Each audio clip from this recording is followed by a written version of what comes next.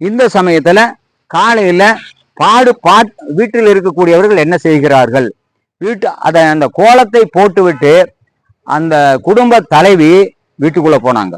வீட்டுக்குள்ள போய் அங்க ஒரு இடத்துல நிறுத்தி ஒரு யாழ் வைத்திருந்தார்கள். பழைய காலத்துல பார்த்தோம்னா நம்ம கிட்ட 2 இசைக்கருவிகள் இருக்கு. ஒன்று யாழ், இன்னொன்று குழல். ஒன்று யாழ், ஒன்று குழல். நம்ம திருவள்ளுவர் கூட குழல் இனிது யாழ் இனிது என்ப தம் மக்கள் மழலை சொல் கேளாதவர். புல்லாங்குழல் இனிமையாக இருக்கிறது, யாழிசை இனிமையாக இருக்கிறது என்று யார் சொல்வார்கள் என்று சொன்னால் தம்முடைய மக்களினுடைய மழலை சொல்லை கேட்காதவர்கள் சொல்வார்கள் என்று சொல்லக்கூடியதுல அந்த ஒரு யாழ். இன்றைக்கு வீணை இருப்பதை போல அன்றைக்கு யாழ் இருந்தது. அதில் நமக்கு பெரிய யாழ், சிறிய யாழ்னு சொல்லி யாழ் இருந்தது. அதனுடைய பெயரில் நமக்கு தமிழ் மக்கள் வாழ்ந்த இடம் கூட யாழ்ப்பாணம் என்று சொல்லக்கூடிய பகுதி நமக்கு இலங்கையில இருப்பதை நாம் அறிவோம். அங்க போய் யாழ் எடுத்துக்கொண்டு வந்தாள். இல்லத்துக்கு போய் யாழினுடைய உரையை எடுத்து இசையை மீட்டினாள். அப்ப மீட்டும் போது என்ன சொல்லி மீட்டினா, வாழிய வையம் வாழிய வையம் வாழ்க. இப்ப காலையில் எழுந்து பெரியவர்கள் சொல்கிறார்கள் வாழ்க வளமுடன், வாழ்க நலமுடன் என்று சொல்வதை போல வாழ்க என்று சொல்லி ஒரு அருமையான வாழ்த்தொழியை அங்கே பதிவு செய்திருக்கிறார் பாவேந்தர். வாழிய வையம் வாழிய என்ற பாடலை அவங்க பாடுறாங்க. அவள் பாட ஆரம்பித்த பொழுது அந்த பாட்டினுடைய இனிமை காற்றில் கலந்து உள்ளே தூங்கிக் கொண்டிருந்த குழந்தைகளினுடைய காதுகளில் அந்த இசை போய் சேர்ந்தது.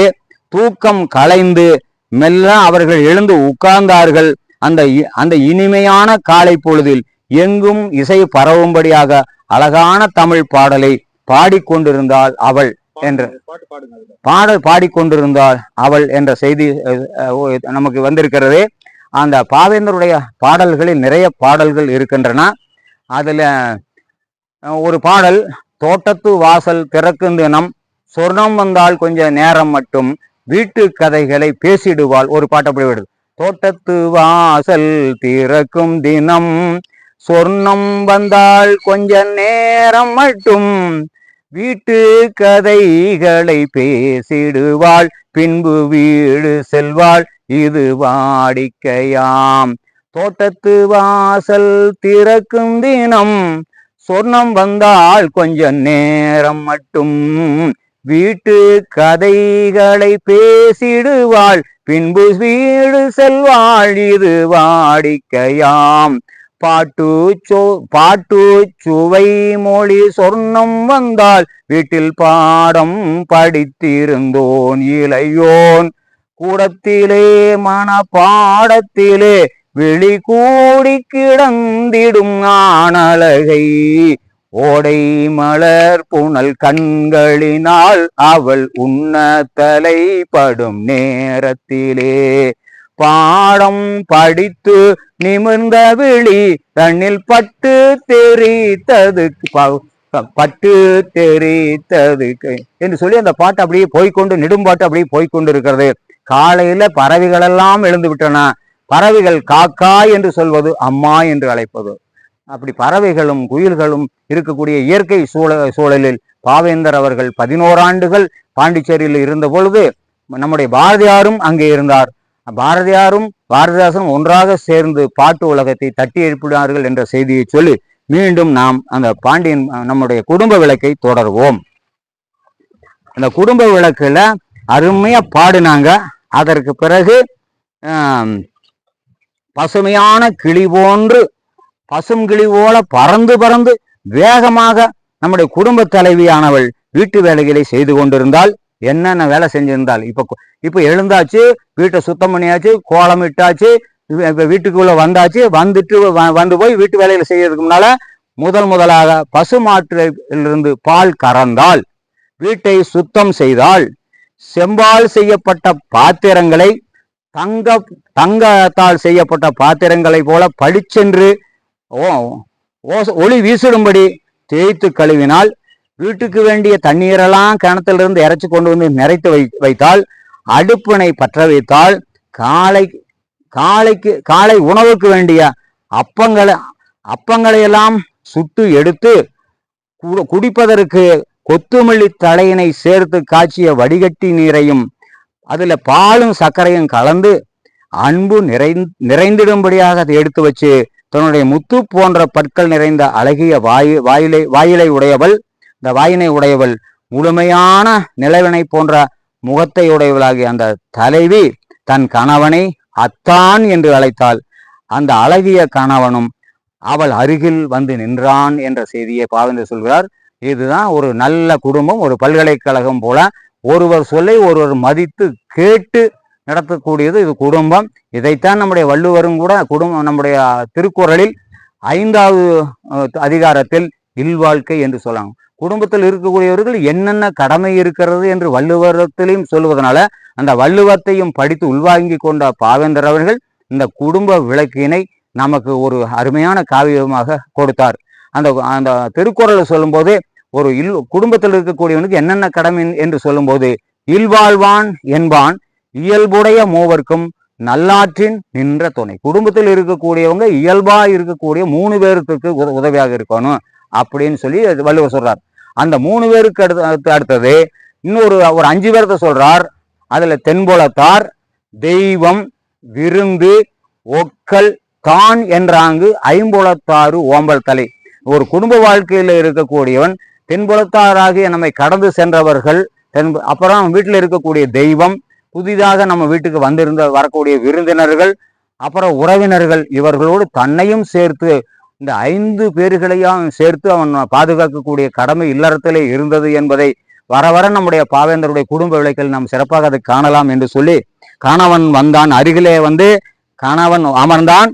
அந்த கணவன் மகிழும்படியாக அவனுக்கு தான் இறைத்து வைத்திருந்த தண்ணீரை காட்டி அத்தான் இதிலே குளித்து கொள்ளுங்கள் என்று சொன்னால், சொல்லியதோடு மட்டுமில்லாமல் ஒரு சிறிது தேன் உள்ளது என்றாலும் கூட அந்த இடத்துல மகிழ்ச்சியோடு தேடி வரக்கூடிய வண்டை போல அவள் கணவன் அருகிலிருந்து தன்னுடைய மென்மையான இடை துவளுமாறு குளிப்பதற்கு வேண்டிய உதவிகள் அனைத்தையும் தந்து, பிறகு வெண்மையான ஒரு துண்டினை விரித்து அவனுடைய உடலை நன்கு துடைத்து ஒரு தாதியை போல இருந்து அவள் வேலை செய்தாள் என்ற செய்தியும் சொல்லி கொண்டிருக்கிறார். இப்ப கணவன் குளித்து விட்டான். கணவன் சிறப்பாக அவன் குளித்து விட்டான். இந்த சமயத்தில் பிள்ளைகள் எல்லாம் வர்றாங்க. பிள்ளைகள் எல்லாம் கொஞ்சம் கொஞ்சம் வளரும் போது கடைசியில் அவர் சொல்லுவார், அவருடைய பெற்றோர்களெல்லாம் வந்து கூட இருக்கும்போது குழந்தைகளை பார்த்து, அப்பா நீங்கெல்லாம் உணவு முடிச்சிட்டீங்களான்னு சொல்லுவாங்க. நாங்கெல்லாம் முடிச்சுக்கிறோம்ப்பா, நீங்க போய் முதல் உண்ணுங்கள் என்று அவனுடைய மகன் சொல்வான்.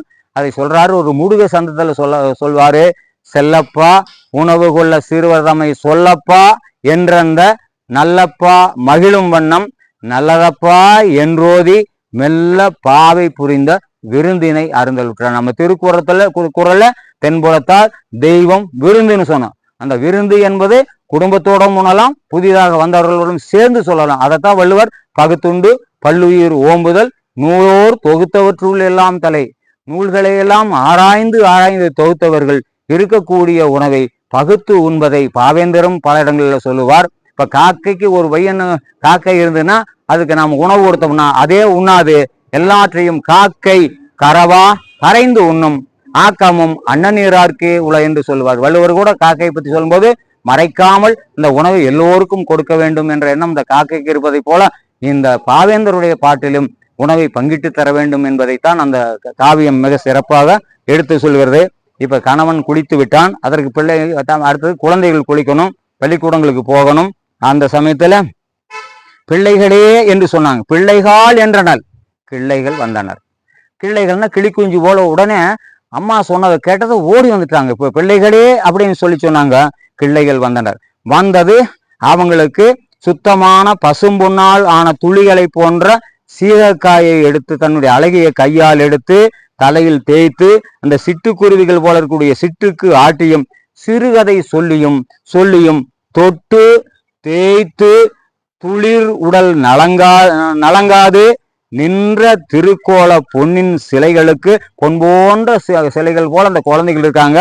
அவங்களுக்கு கூப்பிட்டு சீகக்காய் தூள், இன்னைக்கெல்லாம் நம்ம ஷாம்பு அது இதெல்லாம் பயன்படுத்துகிறோம். அந்த காலத்தில் இயற்கையாகவே சீகக்காய் பறித்து பொடி பண்ணி வச்சிருப்பாங்க. அந்த சீகைக்காய் பொடியை தன்னுடைய அழகான கைகளால் எடுத்து அந்த குழந்தைகளுக்கு சிட்டுக்குருவி போல இருக்கக்கூடிய குழந்தைகளுக்கு தலையில தேய்த்து அது அழுகாம ஓடாம இருக்கிறதுக்காக சிறுகதைகளை சொல்லி சொல்லி கதை சொல்லி நின்ற பொன் போல சிலைகள் போல இருக்கக்கூடிய குழந்தைகளுக்கு நல்ல தண்ணீரை நன்னீராட்டி நல்லது செய்த பின்னர் அவள் குழந்தைகளை ஓவிய குழந்தைகளினுடைய உடலை நீர்த்துளிகள் எல்லாம் துடைத்து நெஞ்சில் இருக்கக்கூடிய அன்பையும் அடங்காதவளாக அந்த குழந்தைகளுக்கெல்லாம் உணவு கொடுத்து இனி பரப்பீர் பச்சை புறாக்களே என அவர் அறைக்குள் ஆடை அம்பலத்து ஆடினார்.